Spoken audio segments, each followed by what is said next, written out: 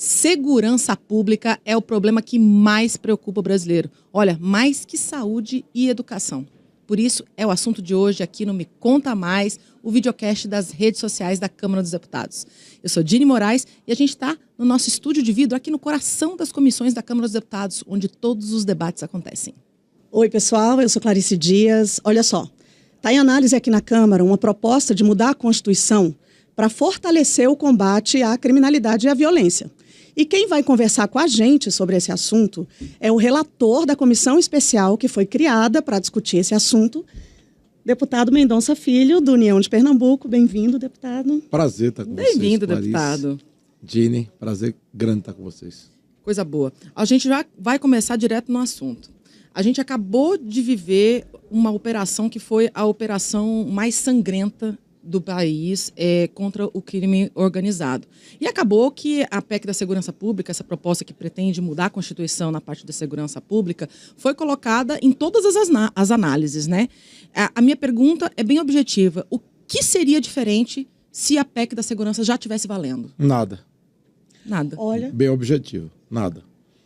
O Brasil tem uma cultura que é muito simplificadora de problemas complexos. E muitas vezes você tem, eu diria, a extração de uma fórmula mágica, de uma solução milagrosa. Super-heróis, e que com um toque transformador, uma PEC. E quando você fala a palavra PEC, parece que é uma palavra mágica para o jargão da política, né? É o peso você da quer ter um problema, arruma uma PEC. A PEC vai resolver. Como se as coisas se fossem assim, né? Isso. E eu tenho já estrada na vida, né? Tenho uma vida pública longa, experiência, governador, vice-governador, ministro, deputado, 4 mandatos. E eu tenho horror a vender ilusões para a população. O que eu acho é que a PEC tem um mérito. Ela abriu debate sobre o papel dos estados, da União, das forças de segurança. E cabe a mim, nessa missão como relator, aprimorá-la, melhorá-la, para que os operadores de segurança possam funcionar melhor. Que esse desafio que você falou, Clarice, que é a grande demanda da sociedade, que é justamente a falta de segurança pública, a sensação de impunidade e a realidade da impunidade no Brasil, mude.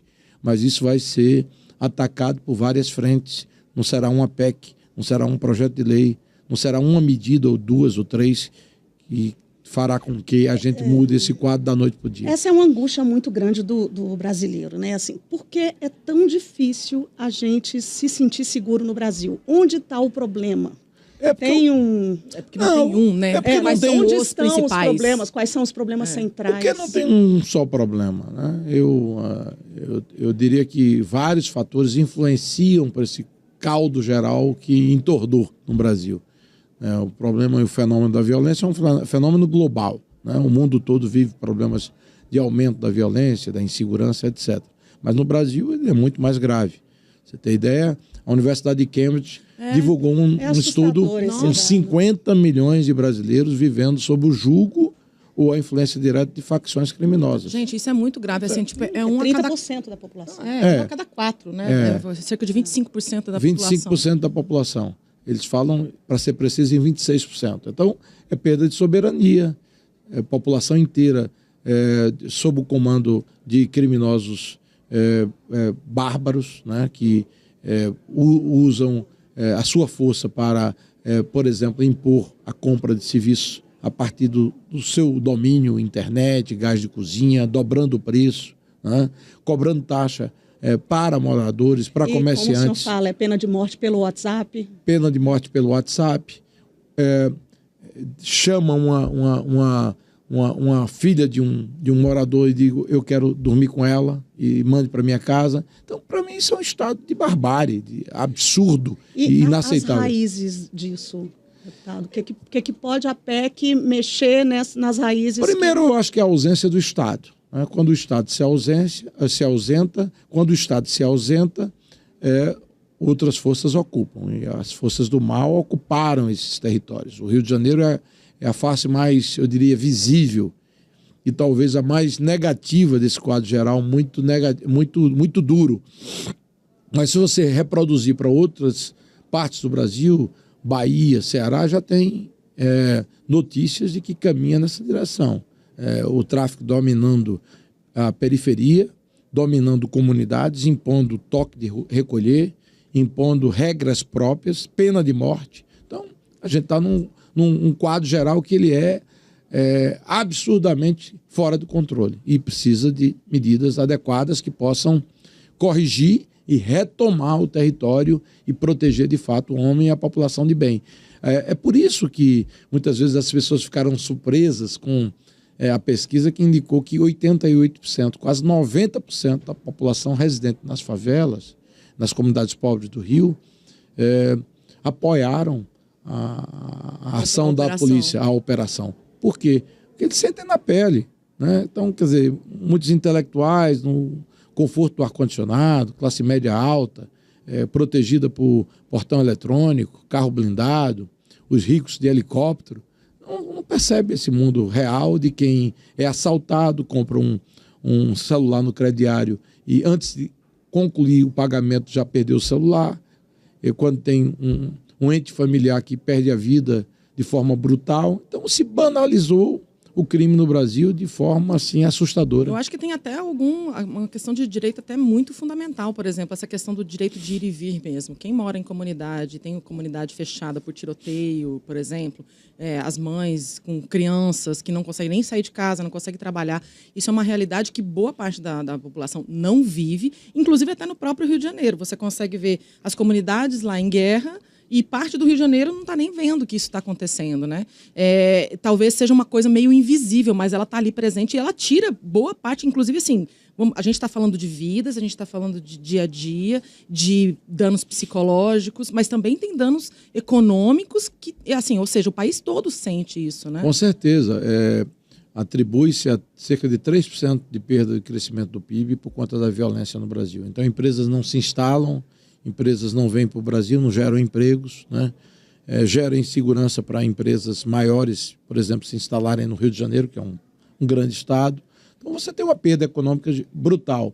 Os produtos ficam mais caros. Então você, para comprar um produto morando no Rio de Janeiro, o industrial ou o transportador que leva aquele produto para o supermercado ou para a sua vizinhança, ele vai botar no preço o custo seguro, que é mais alto no Rio de Janeiro, vai colocar a escolta do caminhão, levando o carro blindado. Então, na verdade, todo mundo está pagando a conta, principalmente quem mora nessas áreas mais afetadas. Tem um ponto muito central nessa proposta, que é um ponto que parece ser o ponto de divergência entre o que o senhor entende, como tem que funcionar o sistema, e o governo, o que veio do governo, que é a centralidade do combate no governo federal. Né? A sua posição é uma posição de que cabe aos estados esse tipo de comando, com uma coordenação, né, ou uma cooperação. Isso. E a ideia do governo é que até a legislação seja feita nacionalmente. Conta um pouco como é que está essa discussão, como é que é a sua visão. Conta para a gente isso. Bom, primeiro, eu sei que esse é um debate que ele gera muito o famoso Fla-Flu, né? O time azul e o encarnado, vamos dizer na minha terra, o vermelho. E eu não vou por aí.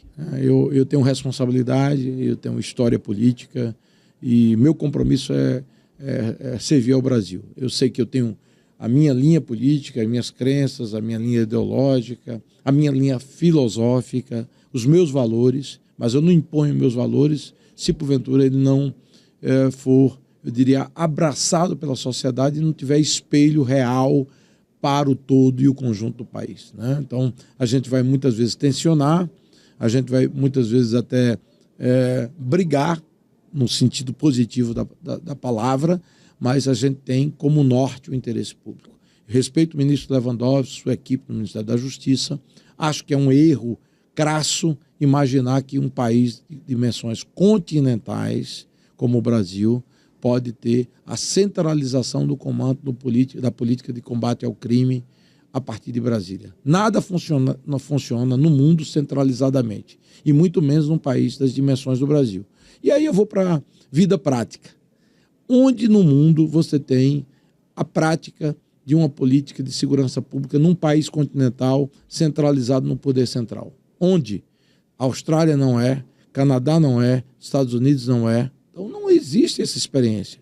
E em federações, como é o caso do Brasil e Alemanha, Estados Unidos, tudo é descentralizado. A Espanha, que é um país muito menor do que o nosso, tem a atuação das autonomias, como as regiões administrativas autônomas espanholas, que têm a sua competência. Não dá para Brasília comandar o combate à violência no Acre, no Amapá, no Rio Grande do Sul. A autonomia, fora o aspecto legal e constitucional. Nós temos uma Constituição que estabelece uma federação, que é cláusula pétrea, ou seja, não pode ser alterada, salvo por outra Assembleia Nacional Constituinte. Então, a autonomia dos governadores, nenhuma emenda constitucional pode tirar. Aí vem a pergunta, de que forma, então, integrar as ações para que a segurança pública federal, estadual, dos municípios, elas de fato trabalhem juntos, porque assim, isso é uma coisa que se fala há décadas já e é muito difícil você conseguir fazer essa integração. A gente não tem nem integração de dados. Porque uma coisa é um comando central, outra coisa é uma parceria, né? Assim, mas como fazer isso virar realidade? Esse é meu espírito. Primeiro que eu acho que a legislação federal do SUSP, que é o Sistema Único de Segurança Pública, que foi votada na época do governo Temer, eu era ministro da Educação, o Jugman era o ministro da Segurança Pública, ela está em prática e pode ser buscada para ser efetivada. Se quis constitucionalizar ou levar a legislação federal para o âmbito da Constituição Federal, tudo bem, é uma decisão política. Nós vamos acatar isso. E princípios como Banco de Dados Nacional de Crime, compartilhamento de inteligência das polícias civis, militares, Polícia Federal, PRF, ótimo, né? Então, tem várias medidas que podem ser compartilhadas. Meu princípio e a tese que eu defendo é que você busque integração, cooperação, que, aliás, é o que ocorre em outras políticas públicas, como saúde, como educação, onde há muita cooperação e integração. Mas eu vou insistir, como? Como? Por aí que eu acabei de dizer, compartilhamento de dados de inteligência, compartilhamento de banco de dados de criminosos no Brasil. Mas aí obrigando. Obrigando e convencendo. Eu acho que tudo que é obrigatório, necessariamente, não é bem-vindo. Você pode ter até uma regra geral muito positiva, mas o melhor é o convencimento. E as pessoas de bom senso têm que caminhar para isso. Tem que ter uma norma geral, já existe ela, que permite esse compartilhamento, que é a lei atual do SUSP, será constitucionalizada.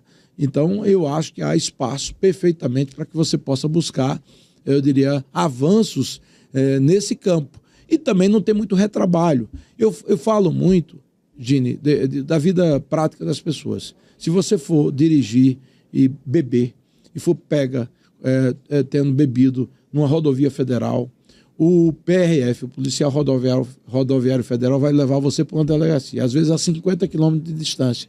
Ele podia lavrar o termo circunstancial de ocorrência naquele instante e remeter para a justiça imediatamente. Quando ele se desloca, ele desprotege a rodovia. Quando ele chega na delegacia, você e ele vão passar 4, 5 horas esperando, porque a sua ocorrência é a coisa mais leve da delegacia. Então tem muita coisa desse tipo no Brasil.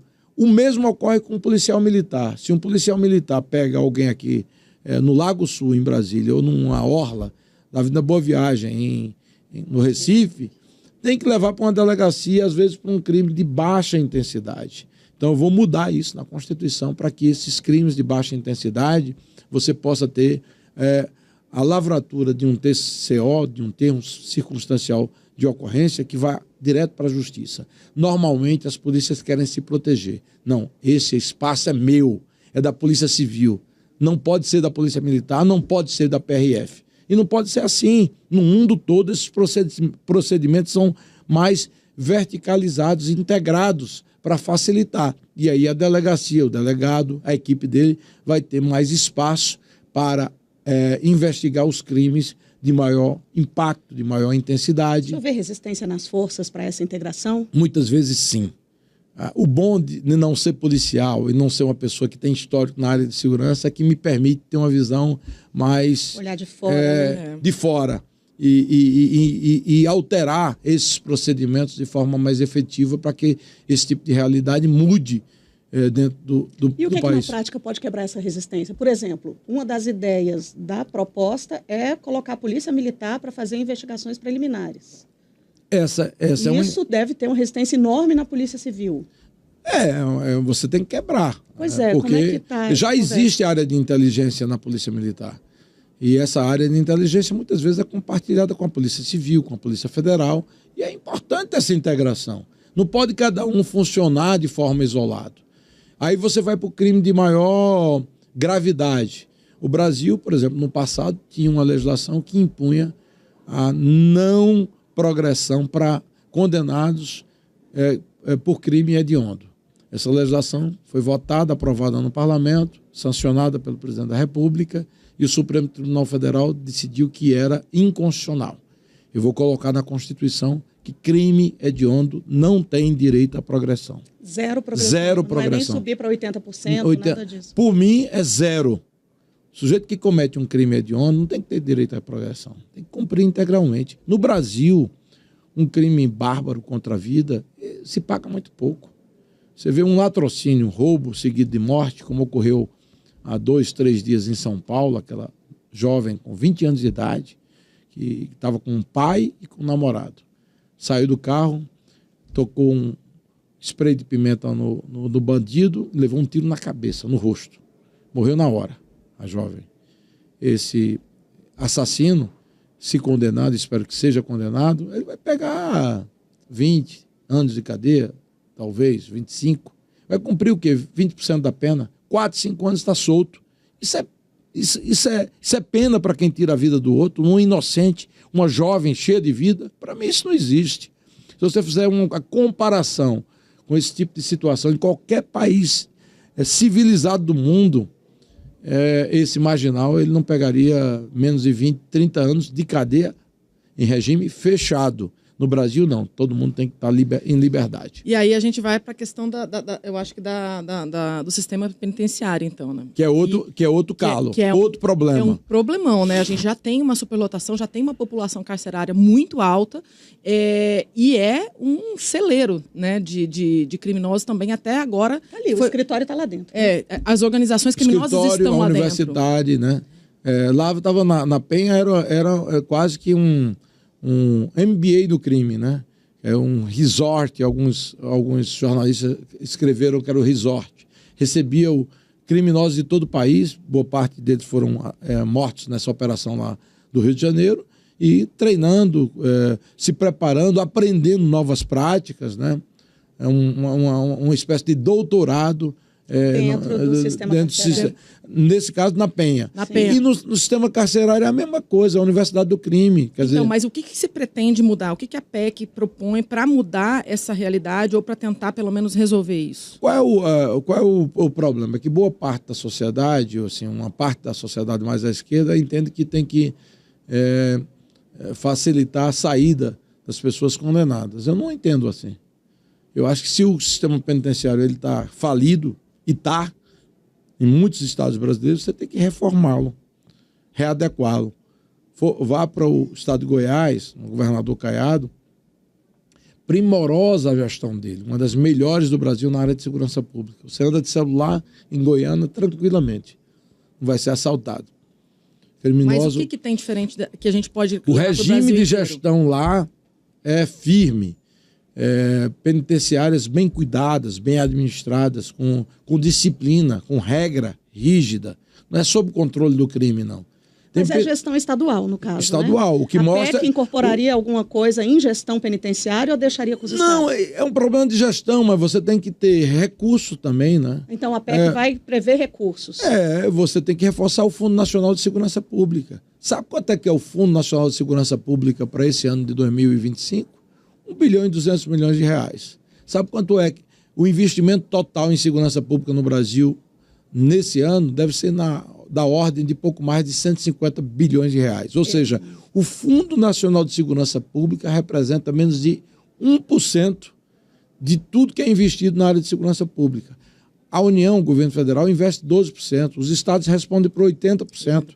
Então não tem sentido você centralizar em Brasília aquilo que é, na verdade, uma responsabilidade compartilhada entre os estados e o governo central. E aí, como é que a gente faria para ter mais recursos e mais bem gerenciados? A gente precisa destinar recursos de fundos nacionais empossados em Brasília e reforçar o Fundo Nacional de Segurança, o fundo gerido também pela Polícia Federal, a apreensão de bens de traficantes. Eu tornarei mais célere, rápido e sumário o processo de perdimento de bens por parte dessas organizações criminosas. Colocarei, inclusive, a Receita Federal... indo para o fundo? Indo para o fundo, reforçando o fundo.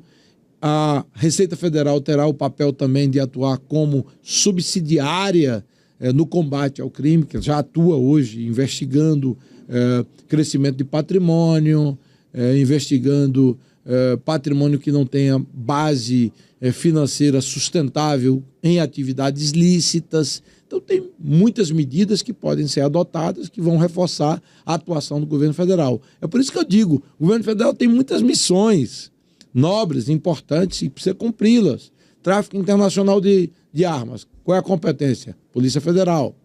Tráfico interestadual de drogas, qual é a competência? Polícia Federal. Fiscalização do COAF, junto com a Receita, responsabilidade, governo federal. Então não precisa o governo federal estar disputando espaço com os estados, porque se o governo federal atuar em conjunto com os estados, a gente consegue, eu diria, de forma articulada e integrada, combater o crime com muito mais facilidade. Tem equipe? Porque, assim, Polícia Federal tem o quê? 13 mil pessoas? 13 mil homens e mulheres. Polícia Rodoviária, a mesma coisa. Efetivamente. A ideia é se criar uma polícia viária, maior ainda do que seria hoje. Não, na verdade, a ideia era mudar o nome da PRF de Polícia Rodoviária Federal para Polícia Viária Federal. Eu vou manter o nome Polícia Rodoviária Federal, que é o nome que já está incorporado ao... E a incorporação de hidrovias, essas coisas, ficaria na própria Polícia Rodoviária? Polícia Rodoviária. Você tem a Polícia Montada do Canadá, que ela era montada no século XIX. Continua a Polícia Montada, embora hoje use automóvel. Montada em automóvel, moto. Moto. Então, quer dizer, o nome, a tradição foi mantida. Então, o PRF é um nome que já está no... vamos dizer assim, no imaginário da população. Ela apenas vai estender... Faz sentido essa ampliação do alcance com uma equipe... Como é que é isso? Concurso? Vai precisar vai ter que ter concurso. Porque... Agora, não pode ser exclusiva, porque a proposta original do governo tornava exclusiva a atuação da PRF em hidrovias e ferrovias. Então, se você tiver atividades criminosas nos rios da Amazônia, por exemplo, ou no Rio Paraná, no Tietê, em São Paulo, na hidrovia do Tietê, onde a PM atua, estaria com a competência exclusiva por parte da PRF. Que tem 13 mil pessoas. Que 13 mil não vai dar conta de rodovias e ainda mais das hidrovias. Então a gente tem que fazer com que essa atuação seja concorrente, conjunta, e visando a soma dos esforços, tanto da PRF, do governo central, governo federal, como também dos estados por meio das polícias civis e militares. Eu estou aqui ainda encasquetada de como é que vai ser esse combate, principalmente nas facções criminosas, que a gente já sabe que as facções elas estão espalhadas pelo Brasil inteiro, né? Inclusive, já tem mapeamento de que PCC já disse que está em 28 países, né? Não é nem só no Brasil, né? Então, assim, já é transnacional e, principalmente aqui dentro, ele está realmente bem espalhado pelo Brasil inteiro. E como é que vai ser o combate? Quem é que vai cuidar disso? Bom, um crime interestadual, tem que ter a atuação direta da Polícia Federal. E em conjunto, a FICO, Força Integrada de Combate ao Crime Organizado, são, eu diria, entidades assim, ou métodos de organização de parcerias envolvendo Estado, governo federal, a partir de múltiplas agências, Receita Federal. É como se fosse a criação de uma nova força. Mas uma força que, não, na verdade, ela não se constitui a partir de uma nova organização. É uma organização temporária com o propósito específico de combater um determinado como crime. Força Nacional. Como uma ação específica destinada a uma situação que exige um conjunto de força, uma força-tarefa. Eu até queria voltar em uma operação antes dessa do Rio, que também foi uma operação com muita repercussão, que foi a Carbono Neutro, que é basicamente isso. Carbono oculto. Oculto. Eu sempre falo neutro. Que, inclusive, integra isso, né? De sustentabilidade. É porque a gente está falando da COP. A COP. É uma mistura que a gente está entre meio ambiente e segurança pública.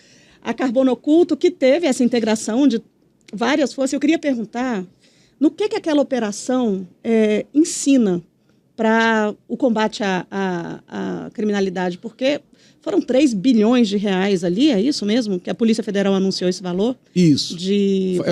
Foi o que foi divulgado, né? Não, eu acho que ali envolveu planejamento, integração, isso que a PEC, inteligência. Essa é a ideia, então, né? eu acho que o que há de mais positivo no processo de integração. Houve quem quisesse, e alguns atores aqui políticos compararam muito a Operação do Rio com a Operação Carbono Oculto, mas são situações distintas. No caso da Carbono Oculto, são 2 frutas, assim, abacate e abacaxi, mas são 2 frutas diferentes. São 2 mundos do crime, mas só que o crime da Carbono Oculto, ali operação de combustíveis, refinaria, postos de combustíveis sendo utilizados para lavagem de dinheiro, nos escritórios que foram, eu diria, interceptados e até a polícia ou as polícias entraram, são escritórios que estão ali no ar-condicionado, ninguém está ali esperando a polícia de fuzil, usando drone para soltar bomba a partir de drone ou granada. É completamente diferente do território ocupado do Rio de Janeiro, onde você tinha um território com barricadas, drones, mais de 90... Guerra, fuzis e tudo mais. Então, mas o que é que ensina? O crime organizado está nesses 2 lugares. Né? O que é que ensina? Que inteligência e planejamento são, eu diria, insumos e técnicas e necessidades que precisam estarem presentes na atuação no combate à violência no Brasil. Agora, a gente indo para a reta final do nosso bate-papo, a Câmara, esse ano, ela já disse que uma das prioridades de votação dos projetos mesmo é segurança pública, até porque como a gente falou no começo do videocast aqui, a principal preocupação do brasileiro atualmente. Então, já foram cerca de 10 projetos aprovados já nessa área. Essas aprovações, elas ajudam, elas interferem no andamento da PEC? Acho que corre em paralelo. Eu acho que o clima hoje não dá para você afastar aquilo que é uma prioridade da sociedade. A sociedade hoje está pedindo socorro, está clamando por providências, está exigindo que o poder público, os poderes públicos, a sociedade está meio que desesperada. Então, assim, eu não vejo isso como uma situação crítica. Discutir projeto antifacção, discutir projeto antiterrorismo, como está tramitando na CCJ, eu acho que é bem-vindo. É lógico que a gente poderia ter um ordenamento, vamos votar a PEC na sequência das legislações ordinárias, as 2 legislações, tanto combate ao crime organizado como o terrorismo, são legislações infraconstitucionais, ou seja, legislação ordinária, que não está na mesma esfera. E você vê como complementares também a PEC. Complementares, mas o que para mim mais importa são os objetivos, ou seja, a gente combater a violência, prover e garantir segurança pública para a população, que se sente hoje abandonada, esquecida e entregue à sua própria sorte. Então, eu acho que essa é a resposta que o Estado brasileiro precisa garantir e oferecer. Na audiência pública recente, o senhor chegou a falar que o crime tem que ser combatido por 2 lados, a ação social e a repressão. Vamos falar só um pouquinho da questão da ação social. A PEC prevê alguma coisa por esse lado? Não tem uma previsão direta, não. Eu tenho uma experiência de vida. Quando fui governador, eu criei um programa chamado Ação Integrada pela Segurança. Tinha o Estação Futuro, que era um projeto social que se dirigia principalmente aos jovens em situação de vulnerabilidade, oferecendo curso de qualificação profissional, acesso à cultura, lazer e esportes.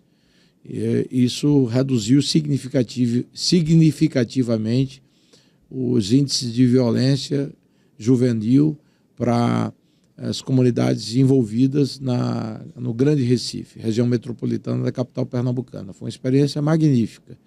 E outro dado que eu posso apresentar é um estudo do Instituto Sonho Grande, que é uma ONG que trabalha na área de educação em tempo integral, nossa parceira, inclusive, no período que eu fui ministro da Educação, na expansão da oferta de educação em tempo integral, que chegou à conclusão, a partir de estudos científicos, que o índice de homicídios contra jovens em comunidades que tenham escolas em tempo integral reduziu em até 50%. Por quê? O jovem dentro da escola, ele é um jovem que está mais protegido, não se envolve com crime no meio da rua e não é presa fácil para o tráfico de drogas e atividades criminosas comuns nas periferias de grandes e médias cidades do país. Então, eu não sou aquele homem público que entende que combater a violência é simplesmente botar na cadeia. Botar na cadeia, polícia, etc. Evidentemente que quem comete crime tem que ir para a cadeia. Mas a gente tem a obrigação moral, a gente tem a obrigação histórica de combater a violência também atuando e agindo com políticas públicas que promovam equidade, oportunidade, principalmente para os mais jovens, que são as vítimas e os protagonistas dos ambientes de maior violência no Brasil. É realmente complexo. A gente vai falar agora um pouquinho de passo a passo. Assim. A gente está em que altura do campeonato dessa discussão da PEC? Dá para esperar para quando? Como estão os prazos? Gini, né? só por isso que eu disse a você que, no primeiro, que não adianta você dizer a PEC vai resolver. Exatamente. E eu jamais vou dizer isso. Complexo, não é uma coisa só. Não, e os lugares que foram ocupados mesmo, por exemplo, os próprios morros do Rio lá. Quantas vezes já viveram ocuparam e depois fica sem nada, não adianta. Volta, e aí o crime se organiza e reocupa. Né? Os próximos passos. A gente tem até o final do mês aí, de novembro, audiências públicas na sequência. Inclusive com governadores. Governadores, acadêmicos e pesquisadores, operadores da área de segurança pública. Já ouvimos ontem PF e PRF, os dois diretores das duas polícias sob controle do governo federal. Vamos ouvir também polícias civis e militares, a partir dos seus representantes, secretários de Estado da área de segurança pública, e vamos fechar na sequência com os governadores e a representação do Ministério da Justiça. Dá tempo de entregar até 4 de dezembro? Esse é meu compromisso que eu firmei com o presidente Hugo e tenho muita convicção de que é possível, sim, dia 4, apresentar nosso relatório, que será ousado, que será firme e bastante consistente, se Deus quiser. Tem alguma novidade que ainda não foi divulgada? Não, por enquanto não. Estamos abertos. Assim, eu queria encerrar falando um pouquinho de esperança, assim, porque a gente fala de uma realidade muito dura, né? Como a gente falou, um em cada quatro brasileiros vive numa região que é dominada por facções criminosas e não é uma realidade fácil. E é muito fácil a gente se sentir meio desesperançado mesmo, sabe? Porque está tão enraizado, é um problema tão complexo que precisa de tantas frentes para ser resolvido. O senhor realmente acredita que é possível? Acredita que o país precisa de quanto tempo para melhorar uma situação como essa, tendo uma nova legislação? Bom, primeiro eu acho que isso é um movimento que exige, eu diria, planejamento, perseverança, né, e um trabalho de médio e longo prazo. E pessoas de bem que pensem não em função das suas instituições, das suas corporações, do seu interesse político, do seu interesse individual. Pensem no Brasil como um país que está doente, está com uma metástase. O problema da violência do Brasil, ou a gente atua de forma muito coordenada e integrada, juntando as pessoas de bem, de todos os lados, ou infelizmente a gente vai perder o Brasil por crime. Então eu acho que exige realmente um processo mais de médio e longo prazo. Mas sempre para você alcançar o longo prazo, você precisa do meu primeiro passo. Então que esses sejam os primeiros passos. Eu não quero fixar prazos, mas eu acho que tanto mais a gente tenha boa vontade, disposição, capacidade de doação, mas resultados nós vamos alcançar do ponto de vista positivo e, naturalmente, a gente vai atender aquilo que é o desejo da grande maioria da sociedade brasileira, que é viver em paz, com dignidade, criar seus filhos com tranquilidade, poder circular nas ruas, né, poder ter oportunidade e não ser dominado pelo crime em muitas partes do nosso querido Brasil, que infelizmente hoje é algo que ocorre para a tristeza de todos nós. Hoje o bate-papo foi pesado, né, gente? Mas é isso aí, a gente tem que tratar de um problema, é um problema gravíssimo, é um problema que aflige todos nós e a gente tem que tentar atacar, né? Os nossos representantes aqui na Câmara dos Deputados estão tentando atacar aí de alguma forma, né? Espero que vocês tenham gostado desse nosso bate-papo. O nosso videocast fica por aqui. A gente agradece ao deputado Mendonça Filho. Boa sorte nessa reta final. Obrigado, com a Gina. PEC da Obrigado, segurança. Clarice. Obrigada, deputado. Pessoal, Me Conta Mais é um videocast produzido pelas redes sociais aqui da Câmara dos Deputados. A gente está em todas as plataformas. A íntegra dessa entrevista está no X, está no Facebook, está no TikTok, está no Spotify. Acompanhe a gente e até a próxima. Até a próxima. Tchau, tchau. Tchau, gente.